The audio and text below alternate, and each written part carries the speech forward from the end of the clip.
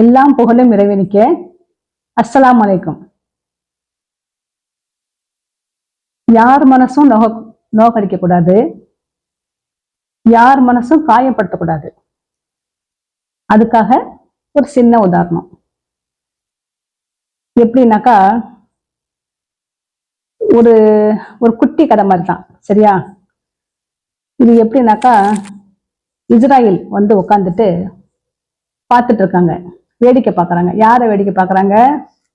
ஒரு குருவி வந்து அது பறந்து பறந்து அது பாட்டுக்கு அது வேலை செய்யுது. அப்போ இஸ்ராயல் வந்து இப்ப என்ன செய்யறாரு, பார்த்துக்கிட்டே இருக்காரு. இவரு என்ன யோசனை செய்யறாருன்ட்டு குருவிக்கு தெரியல. அது இஷ்டத்துக்கு அது விளையாடிட்டு இருக்குது. இதை பார்த்துட்டு கழுகு என்ன பண்ணிச்சு, இந்த இஸ்ராயல்கிட்ட போய் இந்த குருவி மாற்றதா, அச்சோ பாவமாச்சே, நாம வந்து இந்த குருவியை எப்படியாவது காப்பாற்றணும், அதுக்கு ஒரு நோக்கம். சரின்னு சொல்லிட்டு நேரா வந்து அந்த குருவிய தூக்கிட்டு போயிடுது. தூக்கிட்டு போறது மட்டும் இல்லாம பல மைல் அந்த கழுகு முன்னால எவ்வளவு தூரம் முடியுதோ அவ்வளோ தூரம் வந்து ஓடி போய் பறந்து போய் ஒரு மரத்துக்கிட்ட போய் அந்த குருவிய உட்கார வச்சுட்டு தானும் உக்காந்துக்கிட்டு அதுக்கு ஒரு சின்ன சந்தோஷம்.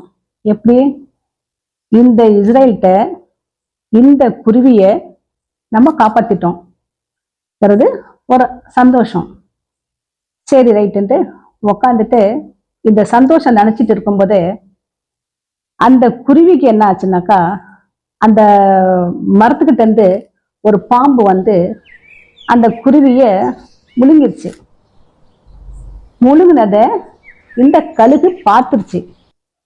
நம்ம இவ்வளோ கஷ்டப்பட்டு இந்த இதுக்காகவா நம்ம வந்து தூக்கிட்டு வந்தோம், நம்மளுடைய பலன் இவ்வளோ கஷ்டப்பட்டதுக்கு என்ன பலன் வந்துட்டு நான் கேட்டே ஆகணும், அல்லாஹ்கிட்ட நான் முறையிடணும், நான் கேட்கணும்னு சொல்லிட்டு அதே இஸ்ராயல்கிட்ட போன வேகத்துல அப்படியே பறந்து வருது.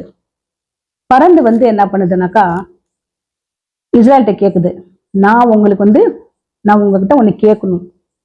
என்னம்மா கேக்குறீங்க, கேளுங்க. ரைட்டு. யார் சொன்னது? இஸ்ராயல் வந்து கழுகு கிட்ட கேட்கிறார்.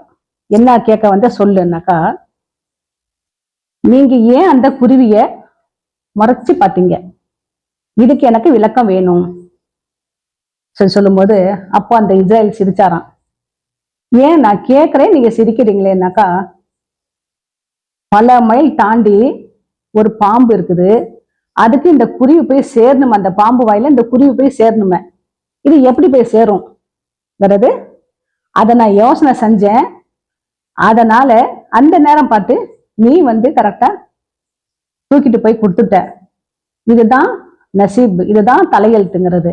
யாருக்கு யாரு எப்படி போய் சேரும் என்ன ஏதுங்கிறது அல்லாஹ்வுக்கு தெரியும்.